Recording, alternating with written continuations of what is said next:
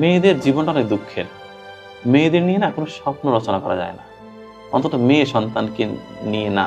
কেননা মেয়েরা আসলে তার জীবনের কোনো কুল কখনোই ঠিক রাখতে পারে না। বাবার সংসারে একরকম অ্যাটিচিউড করতে হয় তাকে, বিয়ে হওয়ার পরে স্বামী সংসারে গিয়ে আর এক রকম আচরণ করতে হয়, আবার বৃদ্ধ বয়সে গিয়ে ছেলের সংসারে গিয়ে আর এক রকমের রূপ ধরতে হয়। মানে বলে না নারী বহুরূপী, এই কথাটা না একটা পজিটিভ অর্থ আছে আমার কাছে। নারী যে বহুরূপী হবে না, নারীর না নিজস্বতা খুব কম হয়ে যায়। সমাজটা এরকম যে নারীকে বারবার মানে স্রোতের মধ্যে ঠেলে দেওয়া হয়। নারীকে অনেক কিছু সইতে হয় এই জীবনে, আমার মাকে যেমন সইতে হয়েছে। তো নারীর জীবনটা আসলে খুব বেশি যে স্মুথ এরকম বলা যাবে না।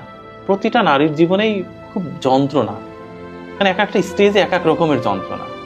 এই যন্ত্রণার কোনো সীমারেখা নেই।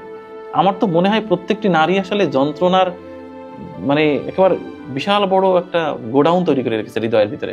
খুলে দিলে পৃথিবী প্লাবন হয়ে যাবে।